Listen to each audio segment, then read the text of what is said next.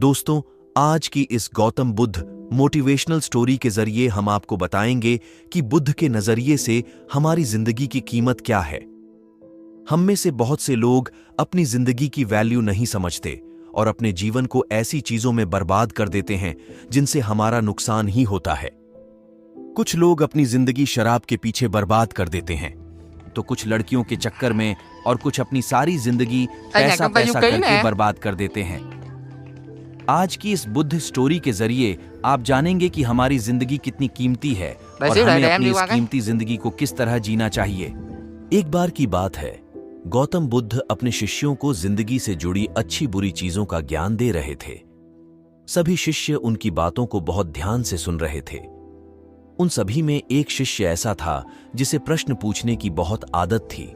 वो उठकर गौतम बुद्ध के पास गया और उनसे बोला, आप हमें जिंदगी के बारे में जो कुछ सिखा रहे हैं उस सब का क्या फायदा, क्योंकि हम में से बहुत से बच्चों को ये भी नहीं पता कि हमारे जीवन का मूल्य क्या है और ये जीवन हमारे लिए कितना कीमती है। पहले आप हमें ये बताइए कि इस जीवन का मूल्य क्या है।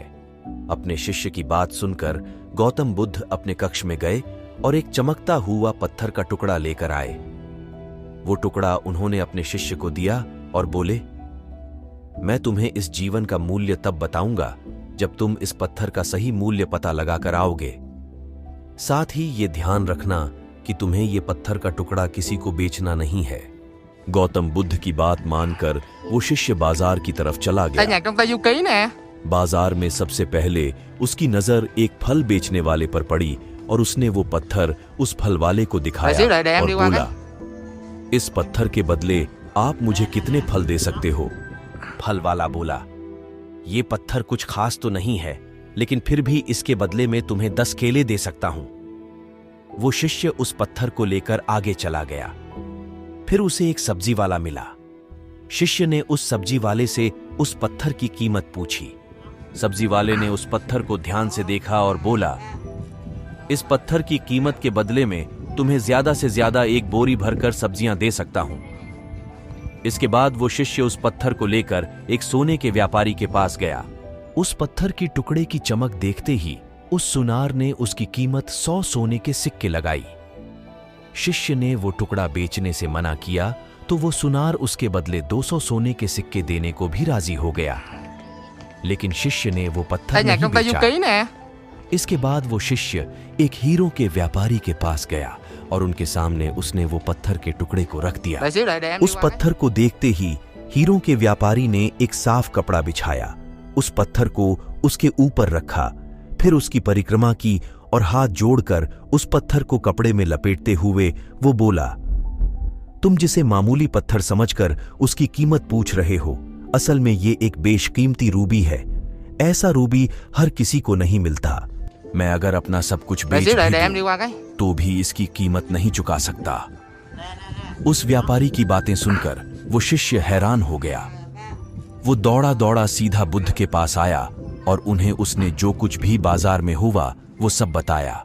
उसकी अचरज भरी बातें सुनकर गौतम बुद्ध बोले, तुम्हारे सवाल का जवाब इस रूबी की कीमत में ही छिपा है। हमारा जीवन भी एक रूबी है। रूबी की तरह यह भी बेशकीमती है, लेकिन हम इस बात को हमेशा नजरअंदाज करते हैं और अपने जीवन का मूल्य नहीं समझते। हम दूसरों को देखकर और उनके जैसा जीवन जीने की कोशिश में अपने जीवन की कीमत को कम कर देते हैं। हम ये सोचते हैं कि हमारी जिंदगी की कीमत वही है जो दूसरे हमें बताते हैं, लेकिन ये बात हमेशा ध्यान रखना कि सामने वाला अपनी हैसियत, बुद्धि और अपनी समझ के हिसाब से तुम्हारी कीमत लगाता है। जिंदगी सिर्फ एक बार मिलती है, इसलिए इसको बर्बाद ना करें। अपनी जिंदगी को उतना ही कीमती समझें जितना कीमती आप अपने बैंक में रखें रुपयों को समझते हैं। आज के समय में लोग अपनी जिंदगी से ज्यादा कीमती प्यार, पैसों और दिखावे से भरी चीजों को समझते हैं। प्यार के चक्कर में लोग सुसाइड कर लेते हैं, पैसों के चक्कर में ऐसा काम करने लग जाते हैं जिससे उनकी जिंदगी बर्बाद हो जाती है। नाम कमाने के चक्कर में उल्टे सीधे काम करने लग जाते हैं। हमेशा याद रखें कि दिखावा करना जरूरी नहीं है। प्यार दोबारा मिल सकता है, पैसा फिर कमाया जा सकता है, लेकिन जिंदगी को फिर से पाया नहीं जा सकता। इसलिए अपनी इस बेशकीमती जिंदगी को अच्छे से जिएं, हर पल का आनंद लें।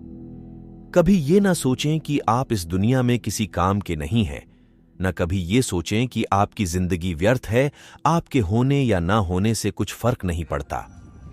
जब भी ऐसे नेगेटिव विचार आपके मन में आए, तो खुद को बस ये याद दिलाएं कि जीवन एक रूबी है और ये बेशकीमती है।